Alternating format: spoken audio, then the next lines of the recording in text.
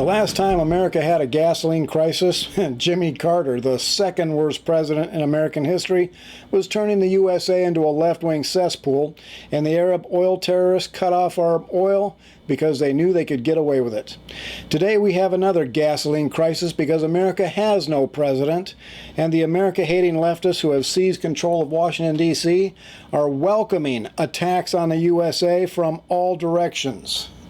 War in the Middle East always threatens world oil supplies. Donald Trump brought unprecedented peace to the Middle East, and now, just months after he was forced out of the White House by massive criminal voter fraud, Israel is suffering horrible rocket attacks by Palestinian terrorists. Why?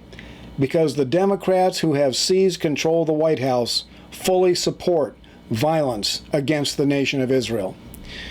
One of the first things the America-hating Democrats did was to shut down the Keystone oil pipeline that made us energy efficient, secure. And now terrorists have shut down the Colonial Pipeline, triggering mass panic that we aren't going to have gasoline for the near future.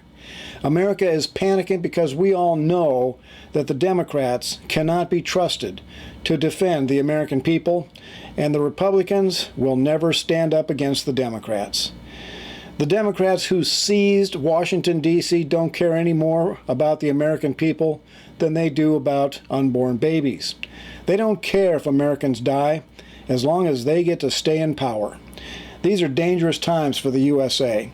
Now is when enemies are free to attack without fear of retaliation. Retired Air Force General Thomas McInerney says that World War III is upon us, that China launched a biological weapon against Western nations that caused chaos that the America-hating Democrats took full advantage of to steal the election and create as much chaos as possible. I do believe that the enemies within our country intend to start a civil war that they hope will destroy American free markets and individual rights.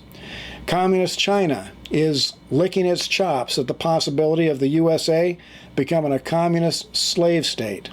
Question is, will Americans fight like we did in World War II? Or have we become so fat and lazy that the Democrat Party can hand us over to be slaughtered like a nice fat pig? Gear up, America. There's a fight coming.